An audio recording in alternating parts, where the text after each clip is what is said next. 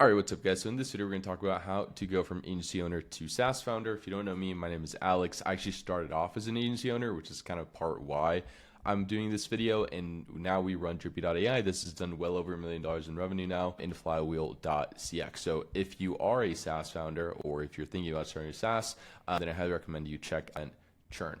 Now, this actually came about not only because I was an agency owner myself, but also because we now run this podcast. Jane and I, my co-founder, run this podcast called SaaS Sauce, where we interview other SaaS founders. And we found out that the majority of these guys, so like out of the last 5, so Enzo runs an agency, Niels used to run an agency, Hugo used to run an agency, Harris used to run an agency, Alfie used to run an agency, Nick still runs an agency, and not Oliver, but he runs kind of an agency SaaS hybrid. And I'm pretty sure Cody here also runs an agency. So the SaaS space is full of ex-agency owners. So if you're an agency owner and you're sick of kind of the day-to-day operations of running an agency, because it is hard. Obviously, like running a SaaS is also hard. It's just kind of like what kind of hard you want to pick.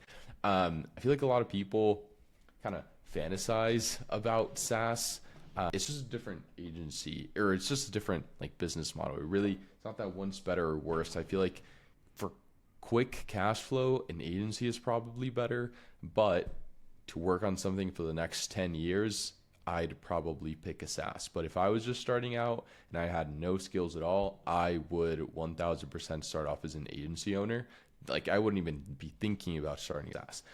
What I like about an agency and why I think a lot of agency owners transition to SaaS is because you learn a bunch of, like you learn every single skill. You learn how to book calls, and you learn how to sit deals, and then you learn how to communicate with clients. You learn how to fulfill on the service, et cetera, et cetera. And then you kind of get rid of that. you get sick and tired of that, and then you try to get rid of that. And then that's kind of how people start transitioning into SaaS. So in this video, I'm going to walk through 3 different ways, and these are just notes. I might leave a link to this down below. I don't really know if that'll be helpful, so I guess if you're watching this, just let me know. 3 different ways you can go from agency owner to SaaS founder without knowing how to code or knowing any good developers, because that's always the question. It's like majority of us agency owners start an agency because we're non-technical. If we knew how to code, we probably would start a SaaS, but we're non-technical. So we're kind of stuck with being an agency owner if we want to start making money online, right? And now there are a bunch of like no-code tools. Honestly, I've yet to see a very successful like tool that was built using no-code tools. So I would probably, for the time being, at least at the time of recording this video, there's no like $10 million plus vibe coded SaaS out there, let alone like 100 million plus. So you do need someone technical. And so here's how you can go about that. So first, I'll walk through my story and how I went from agency owner at our peak doing around 35 to 40K. And that was just 1 month. So I don't even know if you can call it a month, to a SaaS founder doing twice that amount with one of the companies. So essentially, how this went about is I was running a Twitter DM agency, and there's a whole backstory to how I got to a Twitter DM agency. I know there's a lot of agencies now that do Twitter DMs, or people that are starting to do like Twitter DMs, but this was back when there were like not a lot of Twitter outreach agency or Twitter outreach tools. And I'm pretty sure Twitter had just done something to their API, and it just killed off a bunch of the tools that were about to kind of start being big, if you would. Like I remember there was a couple people that I talked to that were like about to build a Twitter outreach tool, and then for whatever reason, like that there was this change in the API, or Twitter did some change. This was back in like 2023, like early 2023. Twitter did some change. This was, again, before Elon as well. I don't remember if it was 2023 or 2022. Pretty sure it was 2023. But anyway, there was some change, and then all of these died out, right? And so there was just a couple. And so I was using this tool. I don't really remember the name, but I didn't like it that much. And then my co-founder was actually using Drippy to market Drippy. So he sent me a DM, and then like the Drippy AI like appointment setter, which that's not even a feature right now, set me on a call with Jane. I remember I hopped on that call. I was late because that was back when I was still in law school. So I remember it was right after an oral exam. So I like came into the call, suit and tie, because that's how oral exams are in law school here. And then we started chatting. He ended up selling me on it, and then that I ended up being one of the first couple like dozen users, probably within the first like 30. I don't know I could probably check the exact number, but within the first like 30 to 50 users. So it was still very early. The Drippy team wasn't huge. It was just Jane and a couple people. We ended up becoming friends. He saw that I was onboarding a bunch of people to my Drippy account, and then I started kind of getting clients to buy their own Drippy account. So I essentially started sending him people, and then he started sending me clients as well, like people that wanted it done for you that he hopped on calls for with Drippy. He just kind of sent them my way. It's like, hey, here you go. And then we did a bunch of deals together. And then that was essentially our relationship for the first like year and a half. And now, yeah, maybe like a year and a half. And then summer of 2024, by this point, we're like buddies now, and buddies, but we've never met at that point. And then we kind of just chatted. It was like, yo, we should probably merge. All right. Then we just talked out the details, and then that's it. And ever since, we've been running Drippy and now Flywheel, and it's been a great journey. And so the question here is like, how can you replicate this? So first of all, it's about like trying to build great relationships with your existing SaaS providers. Again, this is assuming that you're an agency owner. So even if you know for a fact that they have non-technical founders, you just never know what might happen. Maybe, like, I don't know, they might split. Maybe they have like different opinions for like where the company should go. So you just never know what might happen. So just build great relationships with people, with your SaaS providers, and that's it. You just never know. Just always keep those doors open. So that's number one. Number two, and this is probably what I do if I'm an agency owner doing like decently well, whatever that means for you, and you kind of want to get into the SaaS world, and you see, like I try looking for a technical founder that is new to the space, like some sort of like indie hacker type of situation, and just start talking to these guys, and then just start offering value.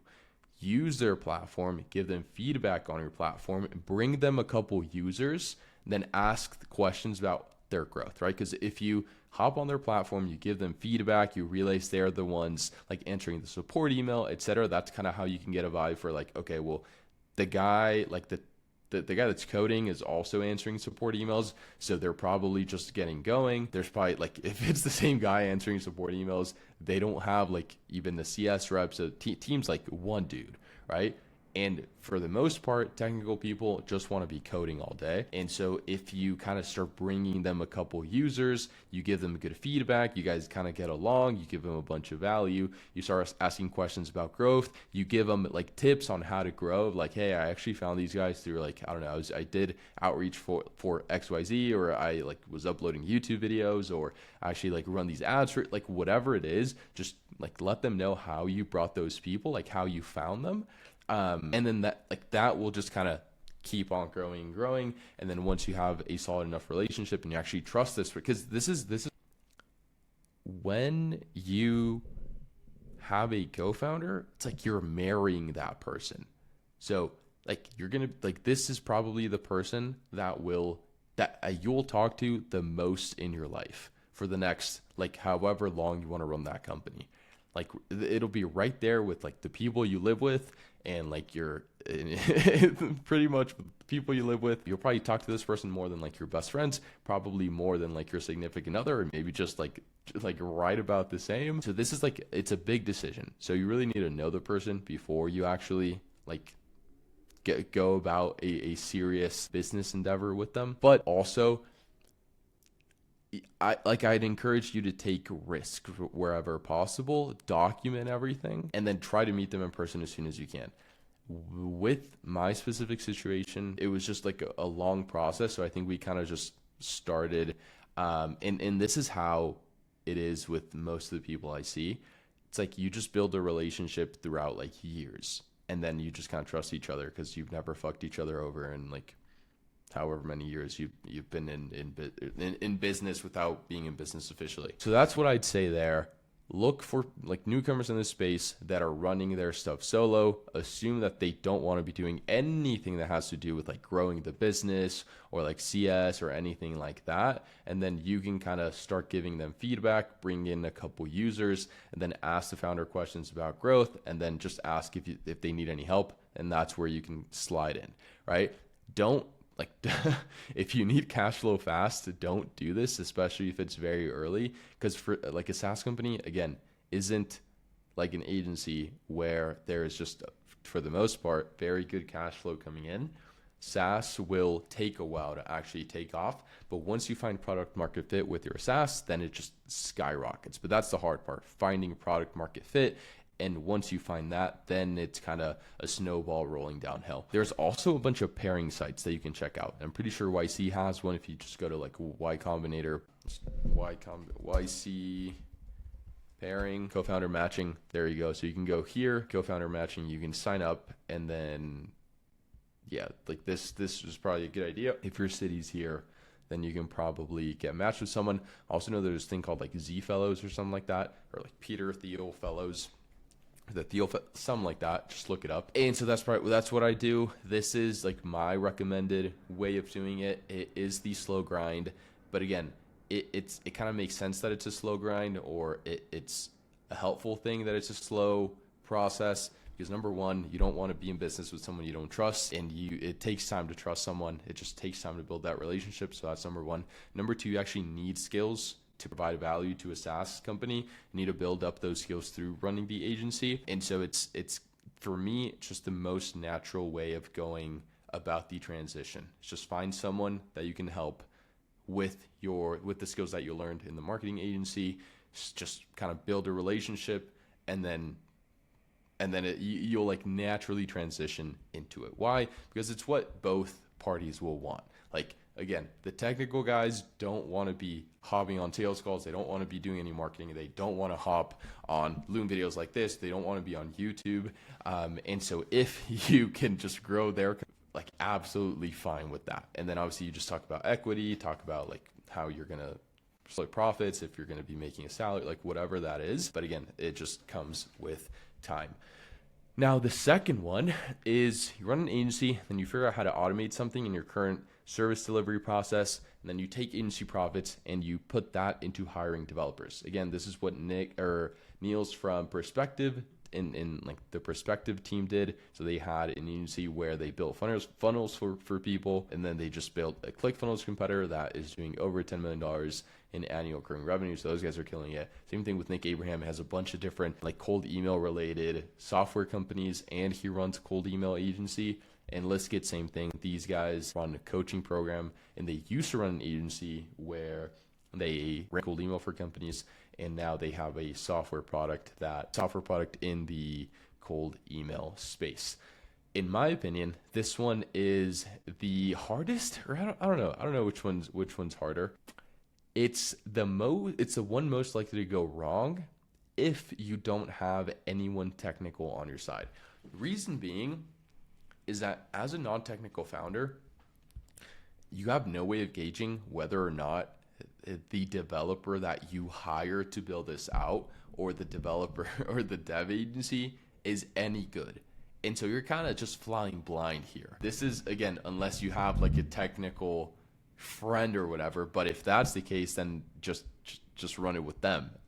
Right? So again, this video is under the premise that you don't know any good developers that are down to be co-founders with you, right? So if you don't, like, this was really my case. So I didn't want to go this route, because number one, super expensive. Like, building out a great product is very expensive. If you're trying to do that, I would probably just build out a very cheap MVP. I try to get that built out on like Lovable, and I probably try to do it myself, sell that. And then once you actually have, like, once it's validated and you know people are actually going to buy it, then I would actually pay someone big bucks to build it out for me. So this one is, and I'd try to get someone that's like vetted by someone I know. It's very risky. There are countless stories of just people just getting fucked by devs, because again, you don't know what's like you don't know what a good price is, you don't know what cheap is, you don't know what's really expensive, you don't like, you literally don't know shit. Now given like you can vibe code and like Claude code and like Cursor or whatever,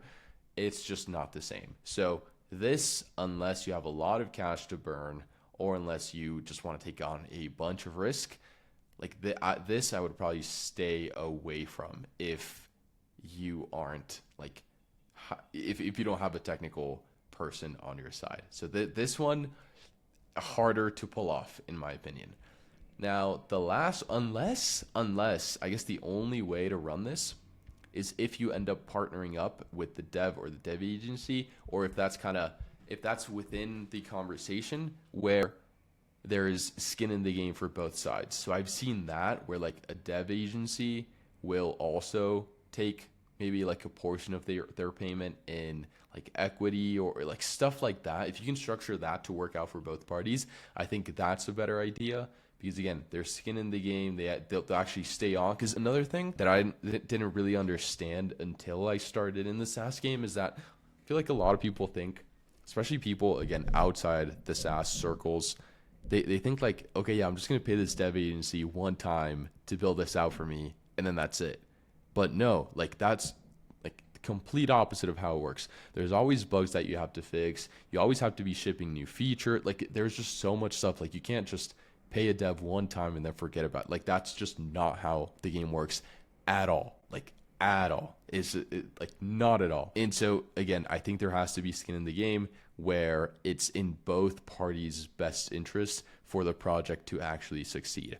If a dev is just waiting, if they're just building something out and then they're going to dip on you, like they're really not incentivized. It's like it can get very messy. So that's kind of the point I'm trying to get across. Now, the last one is tiny seed or like raising a small amount of capital. Now, this right here, essentially the play is you raise capital and then you just hire a cracked founding engineer. Now you can't do this, but a cracked founding engineer is very expensive, especially if they're, because the thing with engineers is if they're cracked and they're not like up here, if they're not running something themselves, then they can probably just go to Google and get like 200 to 300K a year working for like a big company and like get all the benefits in the world, and there's no way you can pay them that, especially if you're starting out, even if you're raising, unless you raise a ton of money. And this is like a big thing, but I'm assuming like if you're an agency owner, if this is your first SaaS, and if you're still watching this video, it's like, okay, we're talking about like something that isn't like, this isn't a SaaS that's going to change the world, right? Unless it is, right? But if it's your first SaaS, it's probably not going to be the one that changes the world for you.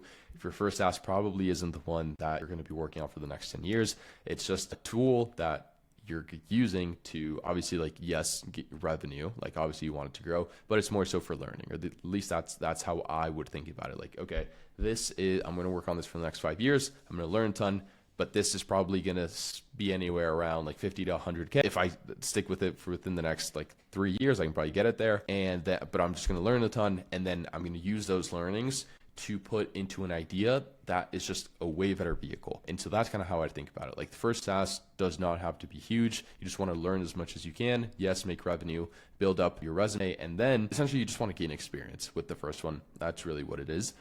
And then once you have experience, then you can, because as you're building your SaaS, you'll be like, oh, like what the fuck? Like, why did I choose this as the first one to run? That's kind of how it goes with first time SaaS, right? It's always that for the most part. And then you learn, and then you just have better ideas.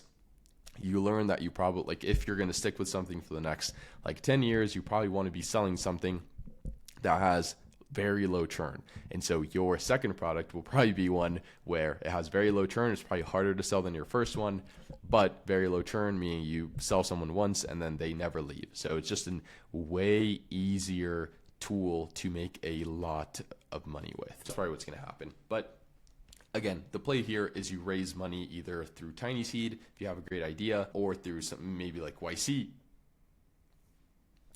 or any accelerator, any type of seed funding or pre-seed funding that you can get. I'm pretty sure Bethany from SenseSpark did this, and they sold their company maybe like 2-3 weeks ago. Harris Kenny from Outbound Sync did this with Tiny Seed, and he highly recommends Tiny Seed. I think Tiny Seed gives, I don't know if it's same for everyone, but I'm pretty sure it's like around 180K, something like that. And so those are good ideas if you want to hire someone. But again, this is difficult because hiring someone that's really good, if you have hiring someone that's really good as like a founding engineer and giving them equity is hard to do, especially if you're not technical. And so if I were to do it again, I would probably go with this route. Again, it is the slowest one to get started with, but you really just need to build those relationships. I think if you build the relationships, you are less likely to get fucked, if that makes sense. So just wait it out, build those relationships, and just kind of be useful, give value, grow their company, show them that you can actually like get them users, and then it'll be a very, very natural conversation. And if you have a SaaS company, or if you're an agency owner and this helped you out in any way and you are about to start a SaaS company, then I highly recommend you check out Flywheel. By the time you're watching this, I'm not sure we'll still have 60-day pilots, but if you're lucky and this is still there, I highly recommend you click that. You're going to book a call with me and we'll get you set up on Flywheel so that you can start preventing churn. All right. Appreciate you for watching. If you have any questions, leave them down below. I'll try to be more consistent with these videos now. And that's pretty much it. Appreciate you for watching. I'll see you in the next one. Peace.